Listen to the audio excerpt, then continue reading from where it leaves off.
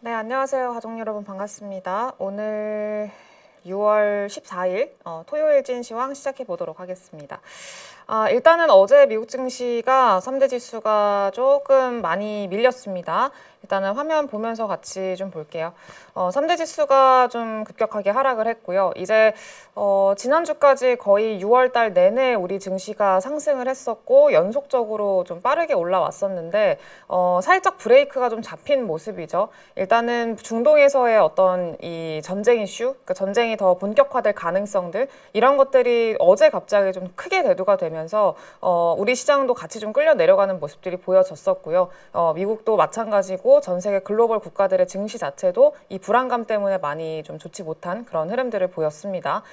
이거는 당분간 좀 이어질 가능성이 높다, 불확실성이 이어질 가능성이 높다 이렇게 좀 생각을 해야 될 것 같아요. 근데 주말 동안에 어떤 이야기들이 추가적으로 나오는지에 따라서 다음 주에 우리 시장이 조금 더 달라질지 여부도 체크를 계속 하긴 해야겠습니다만 일단 지금 현재로서 지금 현재까지 나온 뉴스들이나 그리고 현재 진행 상황들 이런 것들을 봤을 때는 아마 다음 주까지 좀 연결될 가능성이 높지 않나 이렇게 좀 생각이 듭니다. 그리고 우리 시장 같은 경우에는 워낙에 그동안에 좀 많이 올라왔었고 빨리 올라왔었고 좀 그렇기 때문에 이제 한번 좀 쉬어갈 때가 됐다라고도 생각이 들어요. 근데 이게 잠깐 단기 쉬어가는 그런 과정에서의 어떤 빌미인 건지 빌미로 좀 작용할 수 있는 건지 아니면은 실제로 이런 전쟁 관련된 리스크가 좀 장기화되면은 조금 더 이제 깊게 좀 눌릴 가능성도 생각을 좀 해봐야 될 것 같은 그런 시장입니다. 다만 결론적으로 말씀을 드리면은 저는 단기적인 조정에서 좀 마무리가 되지 않을까라고 좀 생각을 하고 있고요. 어찌됐든 뭐 글로벌 어떤 외부적인 거시적인 어떤 악재나 이런 것들에서 우리나라 혼자만 피해갈 수는 없는 상황이지만 그럼에도 불구하고 다른 국가들 대비해서 하단을 좀 지지해 줄 수 있을 만한 리스크를 조금 더 이제 안정화시켜 줄 수 있을 만한 그런 어떤 시장 환경이 만들어지고 있는 게 지금 우리 시장이기 때문에 그래도 좀 방어력 있는 그런 흐름들을 기대를 해보고 있는 그런 상황입니다. 네, 일단은 무슨 일 있었는지 전반적으로 한번 좀 보고 가겠습니다. 미국 증시 3대 지수가 안 좋게 마무리가 됐다라고 좀 말씀을 드렸는데 보시다시피 3대 지수가 좀 반등이 나왔다가 다시 꺾였어요. 그러면서 거의 저점에서 마감을 했습니다. 낙폭을 점차 확대를 하면서 마감을 했고요. 뭐 나스닥이 1.3% 빠졌고 다우가 1.7%, S&P 500은 1.1% 하락으로 마감을 했어요. 러셀 2000 지수도 마이너스 2% 가깝게 1.8%대에서 하락 마감을 했고요.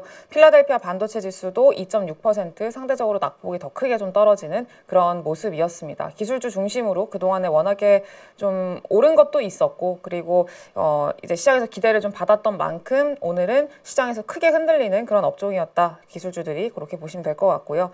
그리고 당연히 원인은 이스라엘에 대한 이란의 대규모 공격 시작에 이 지정학적 리스크가 확대될 우려감이 좀 커지면서 3대 지수가 좀 많이 안 좋았다라고 보시면 될 것 같고요. 이게 전면전으로 확대될 가능성도 아예 배제할 수는 없는 상황인 것 같아요. 그래서 이번 주말에 어떻게 전개가 되는지 여부가 결국은 핵심 변수가 될 것 같은데 지금 현재까지 상황으로 보면은 서로 좀 양보할 생각은 별로 없는 것 같죠. 트럼프 대통령도 이제 본인의 SNS에다가 글을 올렸는데 이란한테 나는 분명히 기회를 줬다. 뭐 이런 식으로 얘기를 하기도 했고요. 그리고 이스라엘과 이스라엘이 먼저 이란을 쳤잖아요. 이란에 대한 공격을 좀 단행을 했는데 이 단행을 하고 나서 이란은 가만히 있지 않았어요. 이전에도 그 이란에 왔었던 그 고위급 인사가 사살당한 그런 일이 있었잖아요. 꽤 최근이었던 걸로 기억을 하는데 그때도 이란은 별 대응을 하지 않았거든요. 그러니까 참은 거죠. 참았는데 이번에는 이란이 참지 않았어요. 이스라엘이 이제 공격을 좀 단행을 하니까 이란 쪽에서도 보복 공격을 시작을 했고요. 이제 좀 수백 발의 미사일을 발사하기도 하고 또 드론을 보내기도 하고 네, 이런 현재 상황이다라고 보시면 될 것 같습니다. 네, 근데 그 아이언돔 있죠. 그 이스라엘의 아이언돔이 그래도 계속 좀 그걸 막고 있는 그런 상황인가 봐요. 네, 그래서 지금 서로 간의 어떤 공격이나 타격들이 계속 진행이 되고 있는 상황이고 그리고 아직까지 끝날 가능성이 좀 별로 없어 보인다라는 것들을 생각을 하면은 계속 이 플로우 자체를 따라가야 될 것 같습니다. 근데 이란이 이제 원래 이번 주 일요일에 그 미국이랑 그 핵 협상이 있었거든요. 6차 핵 협상이 있었는데 5차 때는 그 트럼프 5차 때는 그 미국 쪽에서 되게 진전이 있었다 이렇게 긍정적으로 평가를 했던 협상이었어요. 그래서 그 이후에 이어지는 6차 협상이다 보니까 그래도 좀 괜찮게 끝나지 않을까에 대한 기대감이 이전에 좀 있었는데 이런 이스라엘과 이란 간의 어떤 갈등 그리고 지금 트럼프의 중간에서 뭐 이스라엘의 편을 들어주는 것들 이런 것들을 생각을 하면은 뭐 정상적으로 그리고 쉽게 잘 타결이 되는 게 가능할까라는 생각이 좀 의문이 좀 듭니다. 그리고 이란이 아예 이번 협상에 참여를 안 할 수도 있다라는 그런 이야기들도 있어가지고 일단은 조금 더 지켜볼 필요는 있을 것 같아요. 네, 그래서 어쨌든 지금 전쟁 관련된 내용들 계속 좀 시장에 큰 어떤 이슈로 부각이 되고 있는 상황이다라고 보시면 될 것 같고요. 그러면서 지금 유가가 7% 급등을 했습니다. 유가 뭐 WTI유도 7%대, 뭐 브렌트유도 7%대 급등을 했고요. 같이 천연가스 가격 또한 2%대 같이 좀 따라서 올라가는 그런 에너지에 대한 우려감이 좀 커지는 그런 모습들이 좀 보였습니다. 그래서 호르무즈 해협이 좀 이렇게 중단될 수도 있고 막힐 수도 있다라는 우려감이 또 다시 한번 좀 반영이 되고 있는 그런 상황이기도 하기 때문에 지금 에너지 관련된 내용들이 가장 좀 주목을 많이 받고 있는 것 같아요. 네, 그리고 우리 시장에서도 좀 이따가 말씀을 드리긴 하겠습니다만 에너지와 관련된 그런 업종들 계속해서 좀 관심을 가질 필요가 있다. 이렇게 좀 생각을 해야 될 것 같습니다. 그리고 안 좋은 소식만 있었냐? 좋은 소식들도 있었어요. 사실 이스라엘과 이란 간의 갈등이 아니었다면은 오히려 시장이 생각보다 더 좋았을 수도 있겠다라는 생각을 할 정도로 좀 되게 괜찮은 내용들이 많이 나왔거든요. 일단은 어제 6월달 소비자 심리지수가 발표가 됐는데 소비자 심리지수가 60.5로 발표가 됐습니다. 근데 이 수치가 어떤 수치냐면 예상치가 50.5였고요. 전월치도 52.2였어요. 그러니까 전월치보다 그리고 예상치보다 훨씬 더 높게 소비자 심리가 상당히 견고하구나라는 거를 이제 이번에 발표를 한 거죠. 네, 그래서 심리가 굉장히 좋아지고 있구나라는 거는 긍정적인 내용이고 그리고 1년 기대 인플레이션은 6.6에서 5.1%로 큰 폭으로 둔화가 됐습니다. 생각보다 더 크게 둔화가 된 거고 작년 11월 달 이후로 거의 7개월 만에 처음으로 좀 반락을 하는 그런 모습이 나타나서 이것도 긍정적인 내용이죠. 그리고 5년에서 10년 장기 인플레이션, 기대 인플레이션도 마찬가지로 소폭 하락하는 그런 모습을 좀 보였었습니다. 이거는 관세 우려가 점진적으로 완화될 거다라는 기대감을 미리 반영을 좀 하면서 이렇게 이제 그 지표 자체가 좀 긍정적으로 나왔다라고 보시면 될 것 같은데 근데 다만 시장에서는 크게 지금 반영을 하지 못하는 게 결국엔 이란과 이스라엘 간의 갈등이 이렇게 좀 만약에 본격화되고 전면전으로 시작이 되고 서로 이게 점점 확전이 된다라고 하면은 그러면은 이제 다시 또 인플레이션 올라가죠. 물가 올라가죠. 에너지 가격 올라갈 거고 물가 올라갈 거고 그럼 다시 또 인플레이션에 대한 우려 올라갈 거고 이럴 거기 때문에 또 우리가 기대를 했었던 뭐 하반기 금리 인하에 대한 기대감이라던가 그리고 파월 연준 의장이 그 금리 인하해 줄 거라는 그런 기대감들 이런 것들이 또 다시 한번 또 후퇴가 되는 거기 때문에 이런 어떤 긍정적인 내용들을 시장에서도 전혀 반영을 하지 못했다라고 좀 보셔야 될 것 같습니다. 네, 그래서 이게 지금 좀 좋지 않죠. 결국에는 이 이란과 이스라엘 간의 어떤 갈등이 빨리 끝나야 돼요. 빨리 끝나야 되고 빨리 합의를 해야 됩니다. 그래서 그거를 지금은 좀 가장 기다리고 있는 상황이라고 보시면 될 것 같고요. 그리고 미국 증시 내에서 특징적인 종목이나 섹터는 역시나 당연히 방산주입니다. 우리 시장에서도 지난 그 금요일이죠. 어제 금요일 날에도 방산주들이 상당히 좀 불을 뿜는 모습들을 보여줬었는데 지금 보시다시피 이거는 미국 증시 내에서의 그 기업들 표거든요. 네, 기업들 표인데 다 빨갛습니다. 거의 뭐 피바다예요. 피바다인데 그 중에서 그나마 좀 빨간불을 켜고 있는 요쪽들을 좀 보셔야 될 것 같은데 기술주에서는 대부분 다 하락입니다. 대부분 하락이고 엔비디아 2%, 브로드컴도 2.8%, 뭐 지금 대부분의 기업들이 다 이제 마이너스를 기록을 하고 있는 그런 상황인데 혼자서 빨간 그 파란불을 켜고 있는 게 오라클이에요. 네, 초록불 켜고 있는 오라클이 7%대 강세 나왔는데 이거는 실적을 잘 발표를 했죠. 그러면서 이제 어제 한 10%대 올랐고 오늘까지 7%대 오른 거는 개별적인 종목에 대한 기대감, 개별 이슈라고 좀 보셔야 될 것 같고요. 그리고 이거는 팔란티어 혼자 또 파란불 켜고 있는데 1%대 얘는 방산이죠. 네. 그리고 지금 아까도 말씀을 드렸다시피 그 이란이 이스라엘에 공격을 할 때 사용을 했었던 게 드론 이런 거잖아요. 그러니까 이번 이스라엘과 그 이란 간의 전쟁이 만약에 또 본격화가 된다면 사이버 전쟁이 될 가능성도 굉장히 높다라는 이야기들이 나오고 있습니다. 그래서 이전과는 전통 방산 뭐 미사일 날리고 뭐 이런 것들뿐만이 아니라 사이버 전쟁까지 지금은 좀 걱정을 해야 되는 그런 상황이어서 그래서 거기서 가장 크게 어쨌든 좀 역할을 하고 있는 게 팔란티어잖아요. 그 방산 소프트웨어 쪽에서 가장 좀 독점적인 위치를 가지고 있는 게 팔란티어이기 때문에 팔란티어 주가가 1%대 상승이 나왔다. 이렇게 보시면 될 것 같고요. 그리고 다 전쟁과 관련된 종목군들이 오른 거예요. 뭐 여기 중에서도 RTX가 지금 3%대 상승 나왔고요. 로키드 마틴도 3%대, 그리고 노르만도 저거 오르는 그런 모습들이 보였었는데 대부분 오른 종목들 다 방산주들입니다. 초록불 켜고 있는 것들. 그리고 에너지 종목들, 여기서 뭐 엑슨모빌이라던가 그리고 다른 대체 에너지 관련된 종목군들도 좀 오르는 그런 모습들이 보여졌었고요.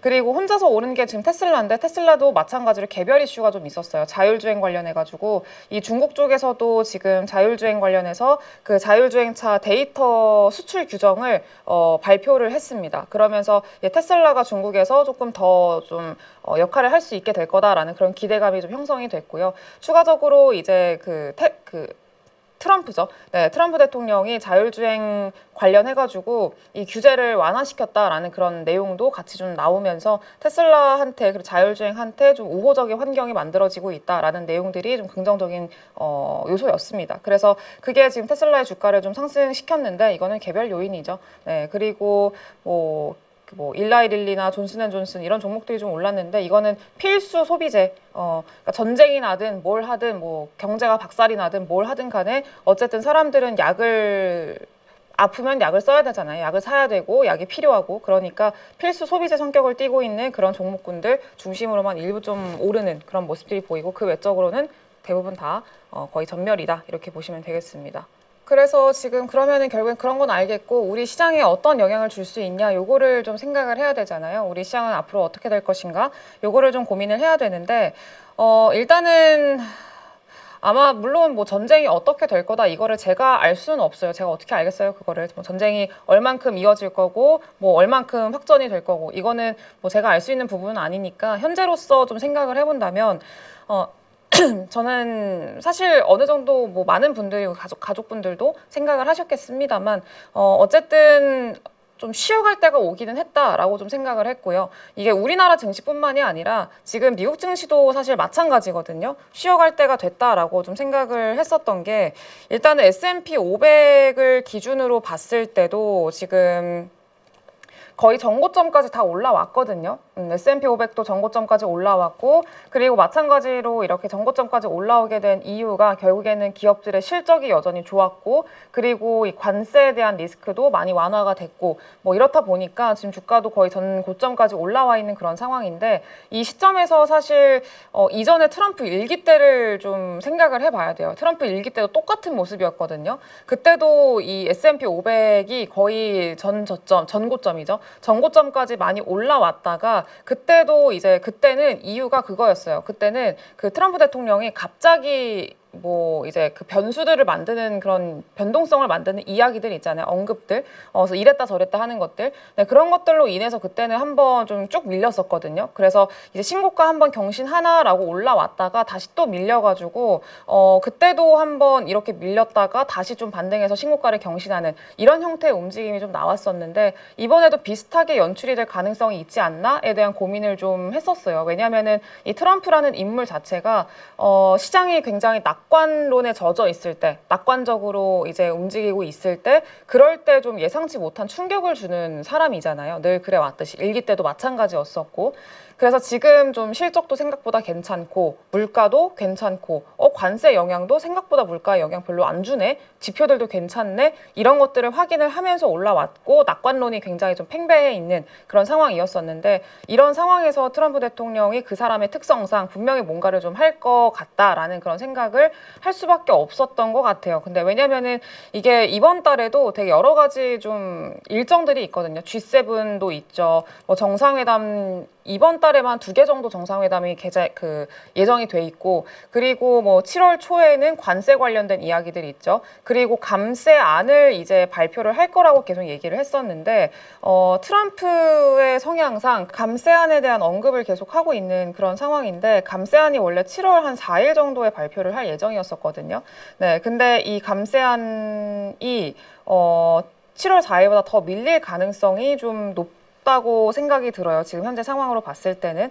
그래서 원래는 이게 7월 4일이 그 미국의 독립기념일이잖아요. 그래서 그때 딱 맞춰가지고 정치적인 이벤트로 활용을 해서 감세안 딱 발표하고 경기 띄우고 대선 전략 제시하고 그리고 시장의 어떤 낙관적인 효과 이런 것들을 딱 기대를 한 거였었는데 근데 감세안이 지금 재정 적자 문제라던가 이런 것들로 계속 좀 반대에 부딪히고 있는 상황이잖아요. 그래서 공화당 일각에서도 반대를 하고 있는 상황이고 네, 그렇다 보니까 좀 세부적인 항목도 조율을 해야 되고 그래서 이게 아마 7월 말고 한 8월까지도 밀릴 가능성이 있다라고 내부적으로 얘기가 나오고 있는 상황입니다. 그래서 이런 거를 생각을 하면은 아마 그 전에 이제 관세 관련해서도 트럼프 대통령이 뭔가 좀 강하게 이야기를 할 가능성이 높고 뭔가 좀 변수가 발생할 가능성이 높기 때문에 이제 그런 것들이 주가의 상단을 좀 제한하는 요소로 작용을 하지 않을까라고 좀 생각을 했었는데 이게 전쟁이 될 줄은 몰랐죠. 근데 어쨌든 결과적으로 봤을 때는 여기서 한번 밀렸다가 갈 가능성이 좀 상당히 높다라고 좀 생각을 하고 있고요. 그리고 우리나라 증시가 어쨌든 제일 중요한 거니까 우리나라 증시를 좀 생각을 해보면은 코스피 기준으로 했을 때 저는 하단을 한 2,800 초반대 정도는 좀 열어놓고 봐야 되지 않을까라고 좀 생각을 하고 있습니다. 근데 2,800선이라고 하면은 지금으로부터 지수가 한 마이너스 3% 더 빠지는 거거든요. 근데 지수가 3%더 빠진다라는 거는 사실 작지 않아요. 굉장히 크고 지수가 3% 빠지면은 뭐 강한 종목들은 상대적으로 덜 빠지겠습니다만 거의 2배씩 빠진다고 보시면 될 것 같거든요. 개별 종목들은 약한 종목들, 호가가 비어 있는 종목들은 더 크게 빠지겠죠. 네, 그래서 이제 그런 것들을 생각을 하면 물론 작은 수치는 아닙니다만 이전에 어떤 흐름들을 생각을 했을 때 2,800선까지는 사실 좀 열어두고 봐야 되는 시점이지 않나라고 좀 생각을 합니다. 그래서 이제 어제도 장중엔 시간에서 이제 질문이 어떤 질문이었는지 기억이 안 나는데 아무튼 그때 말씀을 드렸던 게 지금 굳이 뭐 빠지는 종목을 이제 성급하게 매수할 필요는 없다라고 좀 말씀을 드렸거든요. 일단은 뭐 주말 사이에 이런 전쟁 관련된 리스크나 전쟁 관련된 이런 이슈들이 어떻게 마무리가 되는지를 1차적으로 지켜봐야 되고 이게 더 확전이 될 건지 아닌지 그리고 좀 이런 그 수장들이 이거를 좀 어느 정도 좀 축소시킬 의지가 있는지 이런 것들을 계속 좀 확인을 해야 되기 때문에 만약에 그게 확인이 안 된다라고 하면은 우리 시장 이만큼 많이 올라와 있는 그런 시점에서 사실 더 추가적으로 밀릴 가능성도 충분히 이제 있잖아요. 그렇기 때문에 무리해서 그렇게 하실 필요는 없다라고 좀 말씀을 드렸는데 근데 어쨌든 결과적으로 봤을 때는 잠깐 단기 조정일 가능성이 매우 높다고 저는 생각을 합니다. 그래서 2,800선 정도까지 열어두긴 해야겠습니다만 큰 틀에서의 방향성 자체는 굉장히 긍정적으로 저는 여전히 생각을 하고 있고요. 뭐 수급적으로 봤을 때도 어제 우리 장 초반에 관련된 그 전쟁 관련된 얘기 나오면서 급격하게 나스닥 선물 급락했죠. 1% 넘게 급락했고 그러면서 우리나라 시장도 같이 좀 딸려 내려가는 모습들이 보였었는데 그때 주도를 했던 게 처음에는 외국인이었어요. 개장 초에는 외국인들이 매도를 좀 하면서 그때 좀 시장의 하락을 주도를 했거든요. 근데 이게 점점 오후장으로 갈수록 기관들 매도가 진짜 어마어마했습니다. 그래서 외국인들은 오히려 더 샀어요. 외국인들은 매수 우위로 좀 전환이 돼 있는 그런 모습이죠. 어제 수급인데 외국인들 600억 순매수로 전환을 했습니다. 팔다가. 근데 지금 그럼에도 불구하고 코스피가 1% 가깝게 밀리고 코스닥이 2% 넘게 밀렸다라고 하는 거는 누군가는 팔았다는 거잖아요. 네, 근데 결국엔 코스피의 하락을 주도했던 건 기관이고요. 기관이 6천억 넘게 매도를 하면서 코스피를 좀 끌어내렸다라고 보시면 될 것 같아요.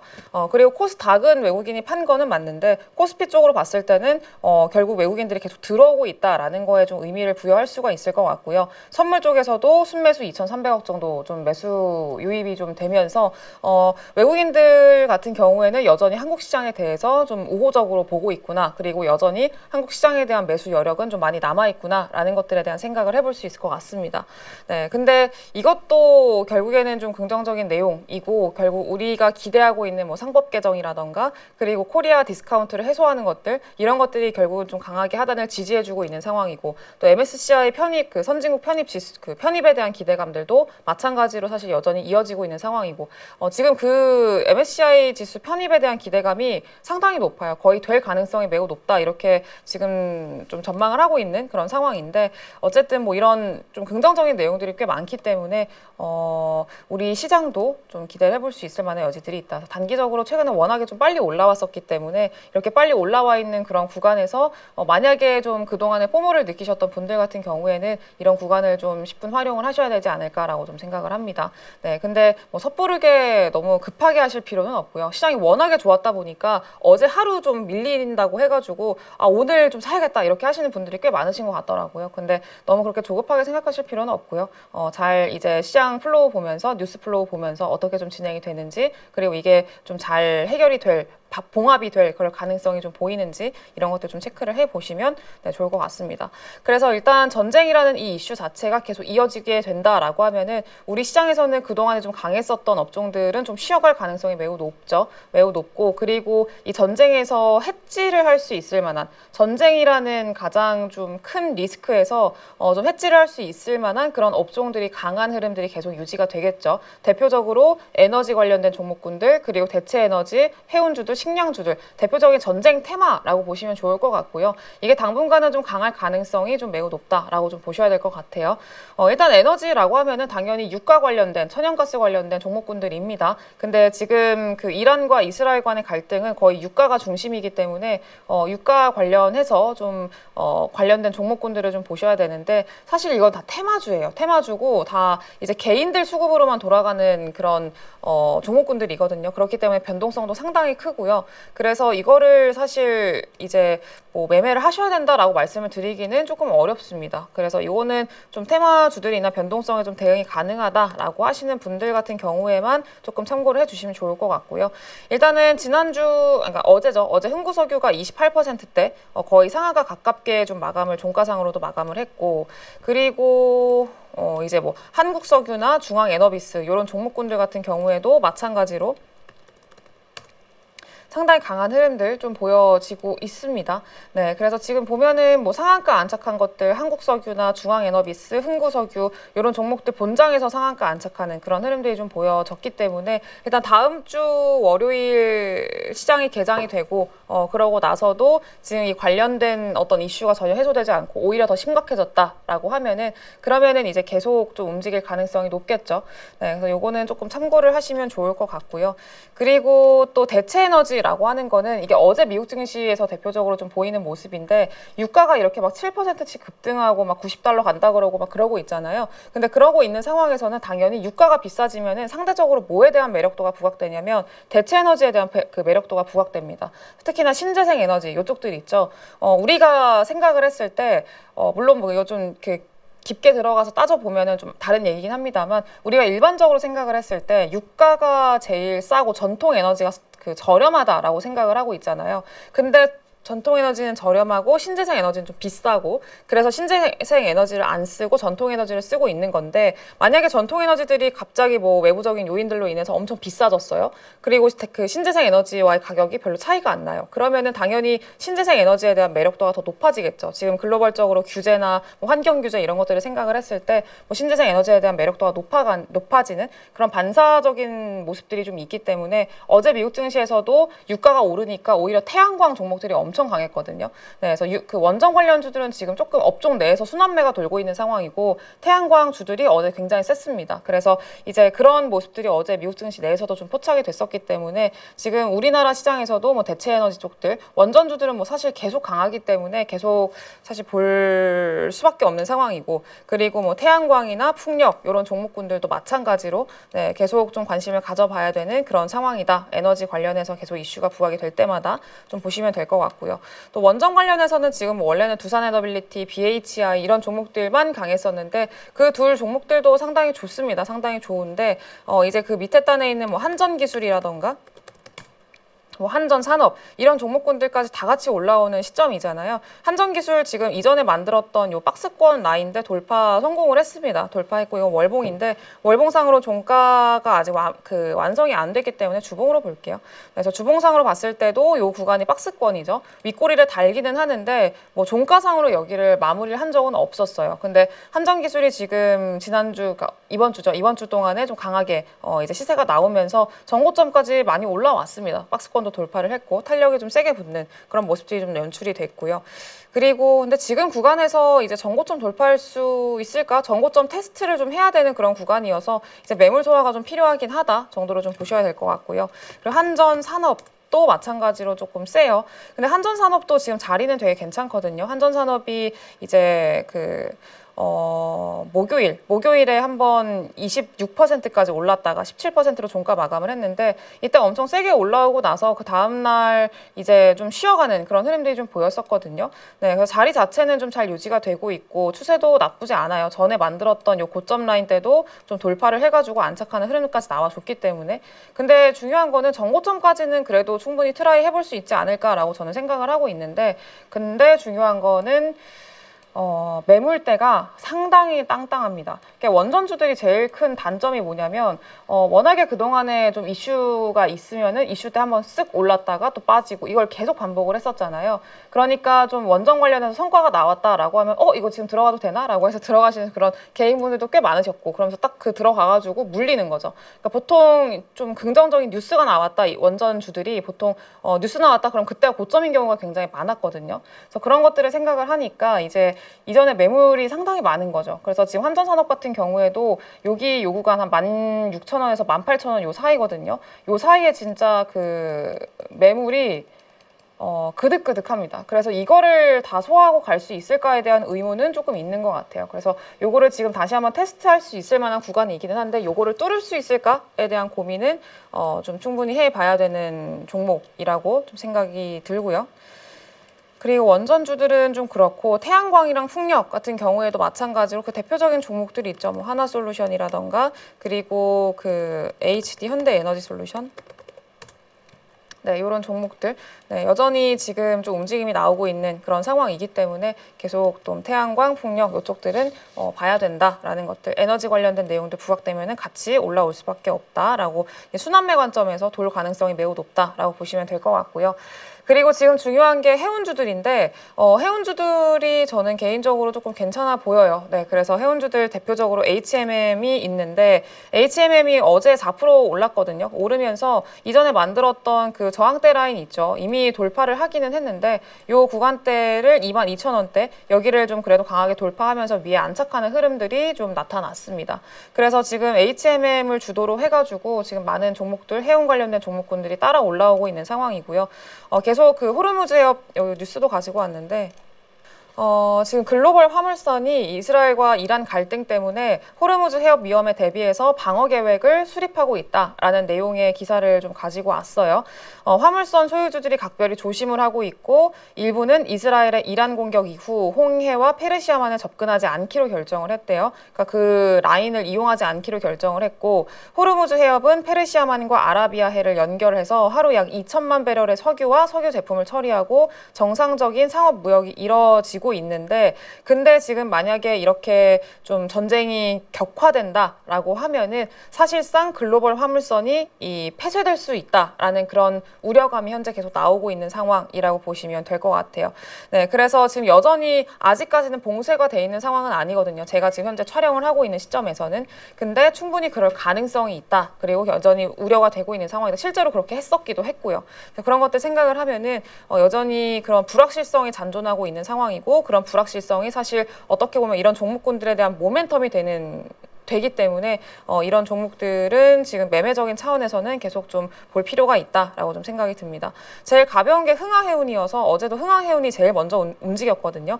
다른 종목군들 뭐 STX 그린로직스도 제일 가볍고 이게 제일 가볍죠. STX 그린로직스가.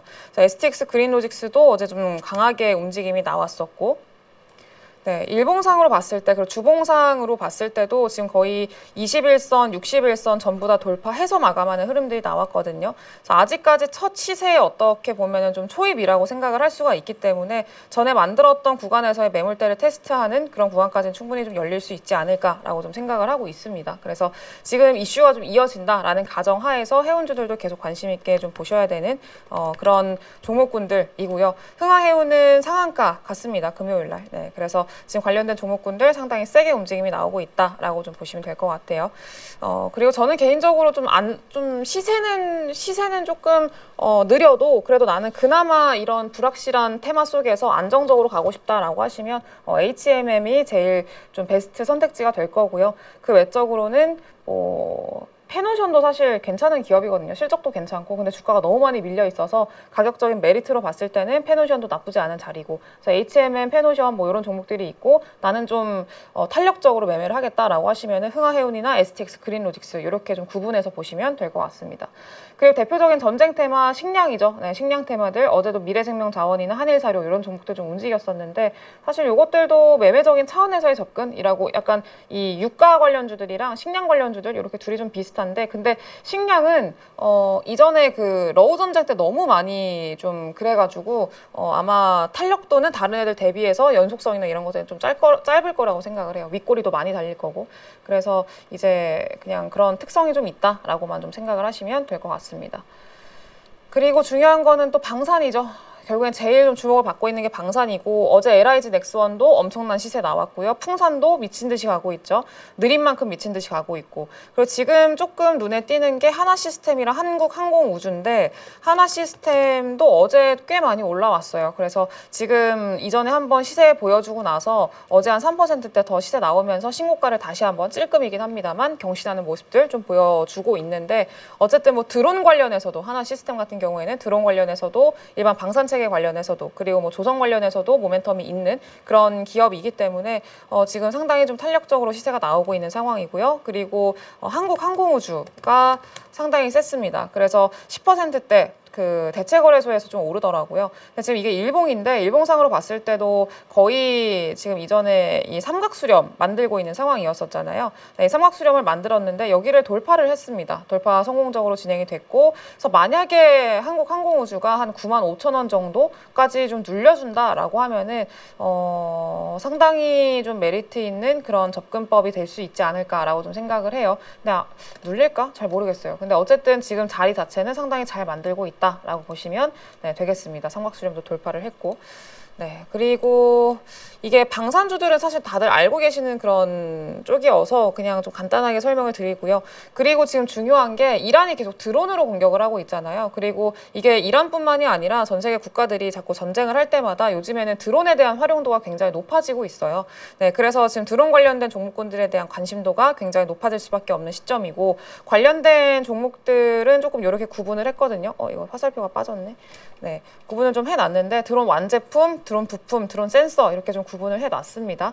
네, 그래서 요 안에서 좀 이제 확인을 좀 해보시면 좋을 것 같고, 근데 다만 딱 드론 하면은 제일 먼저 많은 분들이 딱 그 찾아보시는 게 에이럭스예요. 에이럭스, 그리고 뭐 코콤, 그리고 뭐 사면, 최근에 그래도 좀 움직임이 있었던 그런 종목군들이죠. 네, 그리고 뭐 i3 시스템은 드론으로 가는 건 아니긴 한데 어쨌든 지금 자리들이 다 괜찮거든요. 특히 에이럭스가 지금 드론 관련해서 좀 대장이에요. 근데 지금 여기 정고점 구간에서 못 뚫고 윗꼬리 달고 좀 매물 좋아하고 그러고 있는 그런 상황인데, 여기를 일단은 돌파를 하게 된다라고 하면은 아마 더 추가적인 기대감 더 가져볼 수 있겠죠. 네, 근데 아마 좀 가능하지 않을까라고 좀 생각이 듭니다. 지금 현재 어떤 이 전쟁 상황이 계속 이어지게 된다라고 하면은, 그래서 돌파하는 것들 좀 주의 깊게 보시면서 관심 있게 보시면 좋을 것 같아요. 그리고 이런 전쟁 관련된 종목군들 말고 또 추가적으로 시장에서 강할 수 있는 업종이라고 좀 생각이 드는 게 STO 관련주들, 스테이블 코인 관련주들이거든요. 네, 근데 이게 이런 내용이 좀 나왔습니다. 아마존이랑 월마트가 이제 자체 스테이블 코인을 발행할 거를 검토하고 있다라는 내용들이 좀 나왔어요.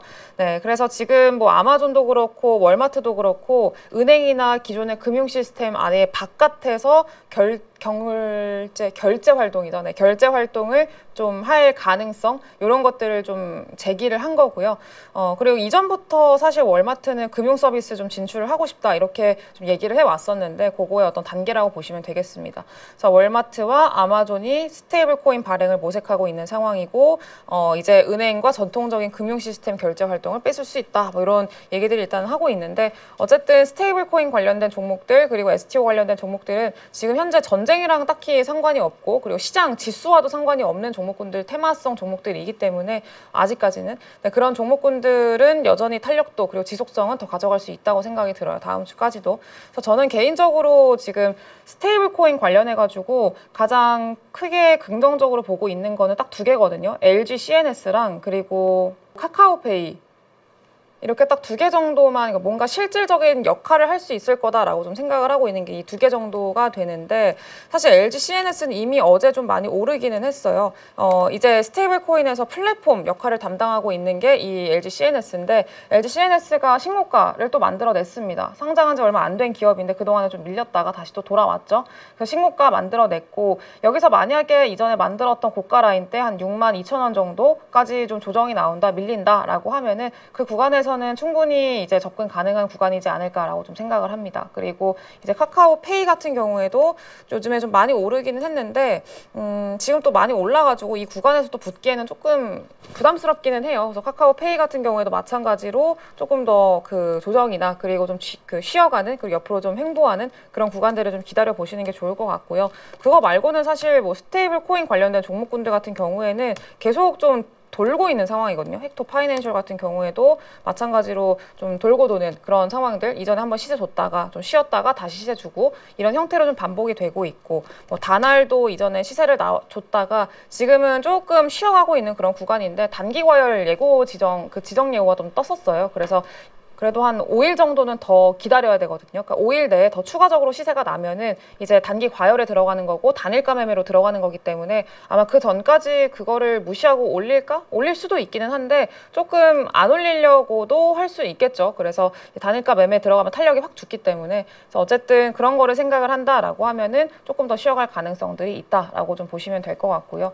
근데 어쨌든 STO 관련돼서 스테이블 코인 관련돼서는 저는 앞서 말씀드린 그 두 종목을 가장 좀 핵심적인 기업들로 보고 있고 그리고 그 외적으로 봤을 때는 다 좀 어느 정도 테마성 그리고 뭐 수급이나 이런 탄력도적인 측면에서의 접근법만 필요한 그런 상황이다 정도로 지금은 좀 보고 있습니다. 그러니까 결과적으로 좀 정리를 좀 해드리자면은 일단은 전쟁 관련된 종목군들 그리고 뭐 STO 관련된 종목군들 중심으로 저는 개인적으로 좀 보고 있는 그런 상황이고요. 그리고 좀 빠지는 종목들 같은 경우에 여전히 근데 그럼에도 불구하고 잘 지켜지고 있는 종목들이 있어요. 대표적으로 조선주들 안 빠지고 오히려 강하죠. 그리고 화장품 관련된 종목들도 생각보다 덜 빠지고요. 그리고 반도체 쪽들도 반도체 소부장들 중에서도 추세를 여전히 잘 지켜내고 있는 그런 종목들도 꽤 많습니다. 그래서 이제 그런 것들을 생각을 했을 때 시장이 아직까지 완전히 꺾였다고 보기엔 좀 어렵고 워낙에 많이 올라온 만큼 조금 쉬어가는 그런 구간들이 있는 거니까 이제 여러분들도 너무 좀 낙담하지 마시고 일단 오늘 말씀드린 내용들은 해지할 수 있을 만한 종목군들이니까 기존의 주도주들한테서 이제 어떤 수급적인 이탈이나 추세의 큰 이탈이나 이런 것들이 발생을 하지 않는다라고 하면은 계속 좀 긍정적인 관점으로 좀 보시는 게 좋지 않을까 이렇게 좀 생각을 하고 있습니다. 그래서 일단은 네 그렇게 보시면 될 것 같고요. 저는 다음 주 월요일 날 또 돌아오도록 하겠습니다. 다음 주 월요일 날 이슈랑 종목들 가지고 돌아올게요. 네, 감사합니다.